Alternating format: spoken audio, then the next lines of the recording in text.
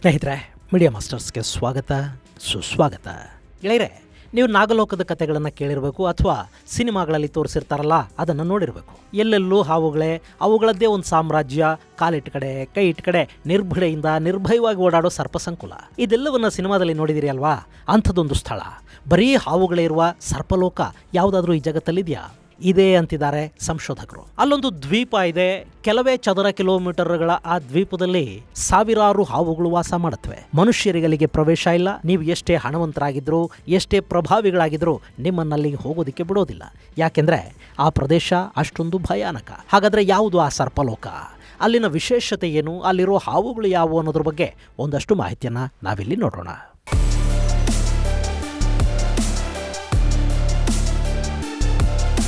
ಗೆಳೆಯರೆ, ಪಾತಾಳದಲ್ಲೆಲ್ಲೋ ಒಂದು ನಾಗಲೋಕ ಇದೆ ಅಂತ ನಮ್ಮ ಪುರಾಣಗಳಲ್ಲಿ ಹೇಳ್ತಾರೆ. ಆದರೆ ಪಾತಾಳ ಅಂದ್ರೆ ಯಾವುದು? ಕೆಲ ಬಲ್ಲವರ ಪ್ರಕಾರ ಇವತ್ತಿನ ದಕ್ಷಿಣ ಅಮೆರಿಕ ಖಂಡ ಇದೆಯಲ್ಲ, ಅದನ್ನೇ ಅವತ್ತಿಗೆ ಪಾತಾಳ ಅಂತ ಕರೆಯಲಾಗ್ತಾ ಇತ್ತಂತೆ. ಕಾಕತಾಳೀಯನೋ ಅಥವಾ ಆ ಲೋಕವನ್ನು ನೋಡಿ ಅಲ್ಲಿನ ಈ ಸ್ಥಳದ ಬಗ್ಗೆ ಗೊತ್ತಿರೋ ಕಾರಣಕ್ಕೆ ನಾಗಲೋಕದ ಪ್ರಸ್ತಾಪ ನಮ್ಮ ಪುರಾಣಗಳಲ್ಲಿ ಬಂತೋ ಗೊತ್ತಿಲ್ಲ. ಆದ್ರೆ ಅದೇ ದಕ್ಷಿಣ ಅಮೆರಿಕಾದಲ್ಲಿ ಒಂದು ಪ್ರದೇಶ ಇದೆ, ಅಲ್ಲಿ ಹಾವುಗಳನ್ನ ಬಿಟ್ರೆ ಬೇರೇನೂ ಇಲ್ಲ.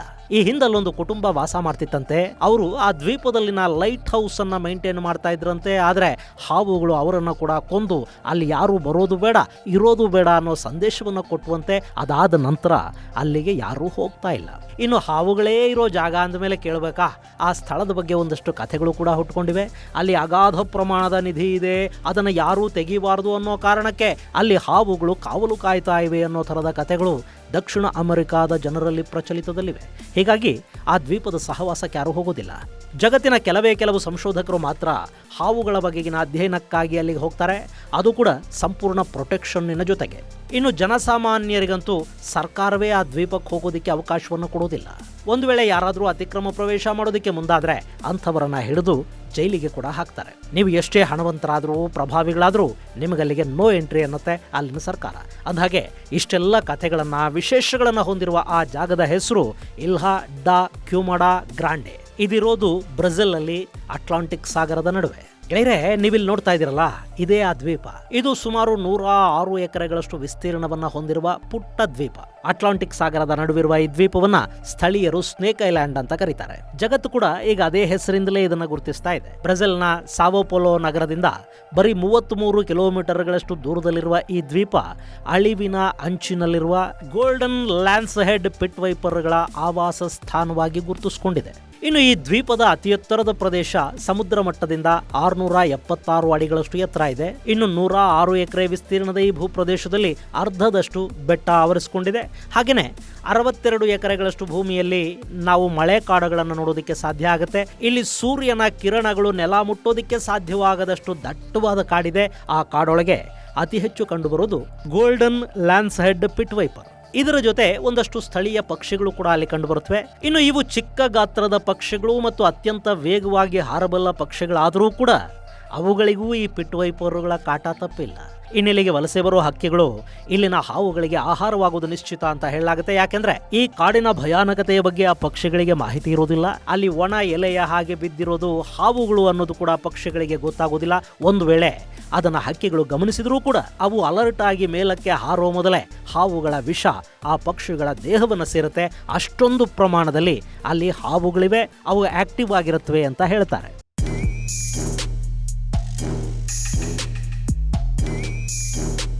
ಗೆಳೆಯರೆ, ಮೊದಲಿಗೆ ಅಂದ್ರೆ ಪ್ರಾರಂಭದ ದಿನಗಳಲ್ಲಿ ಅಲ್ಲಿಗೆ ಸಂಶೋಧಕರು ಕೂಡ ಯಾರೂ ಹೋಗಿರಲಿಲ್ಲ. ಆಗ ಅಲ್ಲಿ ಸುಮಾರು 4 ಲಕ್ಷಕ್ಕೂ ಅಧಿಕ ಹಾವುಗಳಿವೆ ಅಂತ ಜನ ಹೇಳ್ತಾ ಇದ್ರು. ಈಗಿನ ಲೆಕ್ಕಾಚಾರದ ಪ್ರಕಾರ ಅಲ್ಲೊಂದು 4 ರಿಂದ 4.5 ಲಕ್ಷಕ್ಕೂ ಅಧಿಕ ಹಾವುಗಳಿವೆ ಅಂತ ಹೇಳಲಾಗ್ತಾ ಇದೆ. ಇನ್ನು ಇಲ್ಲಿರುವ ಹಾವುಗಳಿವೆಯಲ್ಲ, ಈ ಪ್ರಭೇದ ಈ ಕೊಮಡಾ ದ್ವೀಪದಲ್ಲಿ ಮಾತ್ರ ಕಂಡುಬರುತ್ತೆ ಅಂತ ಹೇಳ್ತಾರೆ. ಇದರ ಪೂರ್ವಜರು ಅಂದ್ರೆ ಈ ಹಾವುಗಳ ಮೂಲ ಪ್ರಭೇದಗಳು ದಕ್ಷಿಣ ಅಮೆರಿಕಾ ಖಂಡದ ಬೇರೆ ಬೇರೆ ದ್ವೀಪಗಳಲ್ಲಿ ಕಂಡುಬರುತ್ತವೆ. ಆದರೆ ಗೋಲ್ಡನ್ ಲ್ಯಾನ್ಸ್ ಹೆಡ್ ಇದೆಯಲ್ಲ, ಇದು ಅತಿ ಹೆಚ್ಚಾಗಿ ಕಾಣೋದು ಕ್ಯುಮಾಡಾ ಗ್ರಾಂಡೆ ದ್ವೀಪದಲ್ಲಿ ಮಾತ್ರ. ಅದಕ್ಕೆ ಸಾಕಷ್ಟು ಕಾರಣಗಳನ್ನು ಕೂಡ ಸಂಶೋಧಕರು ಕೊಡ್ತಾರೆ. ಇನ್ನು ಇಲ್ಲಿಗೆ ಹಾವುಗಳು ಬಂದದ್ದು ಹೇಗೆ, ಅವೇನಾದರೂ ಸಮುದ್ರದಲ್ಲಿ ಈಜಿಕೊಂಡು ಬಂದ್ವಾ ಅನ್ನೋ ಪ್ರಶ್ನೆಗೆ ಕೂಡ ಸಂಶೋಧಕರ ಬಳಿ ಉತ್ತರ ಇದೆ. ಗೆಳೆಯರೆ, ಈ ಭೂಮಿ ಮೇಲೆ ಕಂಡು ಬಂದ ಕೊನೆಯ ಐಸೇಜ್ ಇದೆಯಲ್ಲ, ಅದು ಈ ಎಲ್ಲ ಪ್ರಶ್ನೆಗಳಿಗೆ ಉತ್ತರವನ್ನು ಒದಗಿಸುತ್ತೆ. ಹೇಗೆ ಕೊನೆಯ ಐಸೇಜ್ ಕಾಲದಲ್ಲಿ ಏಷ್ಯಾದಲ್ಲಿದ್ದ ಮನುಷ್ಯ ಅಲಾಸ್ಕಾ ಮೂಲಕ ಅಮೆರಿಕಾ ಖಂಡವನ್ನು ತಲುಪಿದ್ನೋ, ಅದೇ ರೀತಿ ಈ ಹಾವುಗಳು ಕೂಡ ಲಾಸ್ಟ್ ಐಸ್ ಏಜ್ನ ಸಮಯದಲ್ಲಿ ಅಮೆರಿಕಾ ಖಂಡದಿಂದ ದೂರದಲ್ಲಿ ಸಮುದ್ರದ ನಡುವೆ ಇರುವ ಈ ದ್ವೀಪಕ್ಕೆ ಬಂದವು ಅಂತ ಹೇಳಲಾಗುತ್ತೆ. ಹೀಗೆ ಈ ಹಾವುಗಳಲ್ಲಿಗೆ ಬಂದ ನಂತರ ಐಸ್ ಏಜ್ ಮುಗೀತು. ಸೊ ಈ ಹಾವುಗಳು ದ್ವೀಪದಲ್ಲಿ ಉಳ್ಕೊಂಡ್ವು. ಅವು ಕೂಡ ಹೊರಗೆ ಹೋಗೋ ಪ್ರಯತ್ನವನ್ನು ಮಾಡಲಿಲ್ಲ. ಹೀಗಾಗಿ ಈ ದ್ವೀಪದಲ್ಲಿ ಗೋಲ್ಡನ್ ಲ್ಯಾನ್ಸ್ ಹೆಡ್ ಪಿಟ್ ವೈಪರ್ಗಳು ಉಳ್ಕೊಂಡ್ವು ಮತ್ತು ಅವು ಇಲ್ಲೇ ಬೆಳೆದವು. ಅವುಗಳಲ್ಲಿ ಸಾಕಷ್ಟು ಬದಲಾವಣೆಗಳು ಕೂಡ ಆದವು.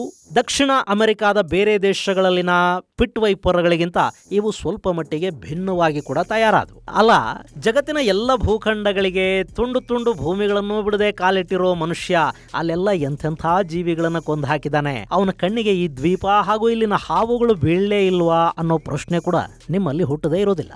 ಗೆಳೆಯರೆ, 19ನೇ ಶತಮಾನದ ಅಂತ್ಯದಲ್ಲಿ ಈ ದ್ವೀಪದ ಮೇಲೆ ಕೂಡ ಮನುಷ್ಯನ ಕಣ್ಣು ಬಿತ್ತು. ಪೋರ್ಚುಗೀಸರು ಈ ದ್ವೀಪವನ್ನ ಕಂಟ್ರೋಲ್ಗೆ ತಗೊಂಡು ಇಲ್ಲಿ ಬಾಳೆಹಣ್ಣು ಬೆಳಿಬೇಕು ಅನ್ನೋ ಪ್ಲಾನ್ ಅನ್ನ ಹಾಕೊಂಡ್ರು. ಹೀಗಾಗಿ ಈ ದ್ವೀಪದಲ್ಲಿನ ಮರಗಳನ್ನೆಲ್ಲ ತೆಗೆದು ಕಾಡನ್ನ ನಾಶ ಮಾಡಿ ಅಲ್ಲಿದ್ದ ಹಾವುಗಳನ್ನ ಕೂಡ ಕೊಂದು ಹಾಕೋದಿಕ್ಕೆ ಪ್ಲಾನ್ ಒಂದು ಸಿದ್ಧ ಆಯ್ತು. ಸೊ ಅಲ್ಲವತ್ತು ಇಡೀ ದ್ವೀಪಕ್ಕೆ ಬೆಂಕಿ ಹಚ್ಚಿದ್ರು. ಈ ಮಹಾಭಾರತದಲ್ಲಿ ನೀವು ಖಾಂಡವ ದಹನದ ಕಥೆ ಕೇಳಿದಿರಲ್ವಾ? ಹಾಗೆ ಇಲ್ಲಿನ ಇಡೀ ಕಾಡಿಗೆ ಬೆಂಕಿ ಹಚ್ಚಿ ಅದರಲ್ಲಿದ್ದ ಸರ್ಪ ಸಂಕುಲವನ್ನ ಕೂಡ ನಾಶ ಮಾಡೋ ಪ್ರಯತ್ನ ಅದು. ಆ ದಹನದ ಕಾರಣಕ್ಕೆ ದ್ವೀಪಕ್ಕೆ ಕ್ಯುಮಾಡಾ ಅನ್ನೋ ಹೆಸರು ಬಂತು. ಕ್ಯುಮಾಡಾ ಅಂದ್ರೆ ಪೋರ್ಚುಗೀಸ್ನ ಭಾಷೆಯಲ್ಲಿ ಕಾಳ್ಗಿಚ್ಚು ಅಂತ ಅರ್ಥ. ಅವತ್ತು ಪೋರ್ಚುಗೀಸರು ಈ ದ್ವೀಪಕ್ಕೆ ಬೆಂಕಿ ಹಚ್ಚಿದ್ರಿಂದ ಇದು ಕಾಳ್ಗಿಚ್ಚಿನ ನೆಲವಾಗಿ ಕಾಣಿಸ್ಕೊಳ್ತು. ಹೀಗಾಗಿ ಅದಕ್ಕೆ ಕ್ಯುಮಾಡಾ ಗ್ರ್ಯಾಂಡ್ ಅನ್ನೋ ಹೆಸರನ್ನು ಕೊಡಲಾಯಿತು. ಆದರೆ ಅವತ್ತು ಪೋರ್ಚುಗೀಸರ ಪ್ರಯತ್ನ ಸಂಪೂರ್ಣವಾಗಿ ಯಶಸ್ಸನ್ನು ಕಾಣಲಿಲ್ಲ. ಅಲ್ಲಿ 1909ರ ಹೊತ್ತಿಗೆ ಈ ದ್ವೀಪದಲ್ಲೊಂದು ಲೈಟ್ ಹೌಸನ್ನು ಕಟ್ಟಲಾಯಿತು. ಆ ಲೈಟ್ ಹೌಸನ್ನು ನೋಡ್ಕೊಳ್ಳೋದಕ್ಕೆ ಅಂತಲೇ ಒಂದಷ್ಟು ಜನ ಕೂಡ ಅಲ್ಲಿದ್ದರು. ಆ ಬಳಿಕ ಅದನ್ನು ಒಂದು ಕುಟುಂಬ ನಿರ್ವಹಿಸೋದಕ್ಕೆ ಶುರು ಮಾಡ್ತು. ಆದರೆ ಅಲ್ಲಿ ಆಟೋಮ್ಯಾಟಿಕ್ ಲೈಟ್ ಹೌಸ್ ನಿರ್ಮಾಣ ಆದ ನಂತರ ಅಲ್ಲಿದ್ದ ಕುಟುಂಬವನ್ನು ಕೂಡ ಪೋರ್ಚುಗೀಸರು ವಾಪಸ್ಸು ಕರೆಸ್ಕೊಂಡ್ರು. ಆದರೆ ಆ ಕುಟುಂಬದ ಬಗ್ಗೆ ಸುತ್ತಮುತ್ತಲಿನ ಜನ ಇವತ್ತಿಗೂ ಕೂಡ ಸಾಕಷ್ಟು ಕಥೆಗಳನ್ನು ಹೇಳ್ತಾರೆ. ಆ ಕುಟುಂಬವನ್ನ ಅಲ್ಲಿನ ಹಾವುಗಳೇ ಕೊಂದು ಹಾಕಿದ್ವು ಅಂತ ಕೂಡ ಅಲ್ಲಿನ ಜನ ಮಾತಾಡೋದಕ್ಕೆ ಶುರು ಮಾಡಿದ್ರು. ಈ ರೀತಿಯ ಕಥೆಗಳು ಈ ದ್ವೀಪದ ಭಯಾನಕತೆಯನ್ನ ಮತ್ತಷ್ಟು ಹೆಚ್ಚು ಮಾಡ್ತಾ ಹೋದ್ವು.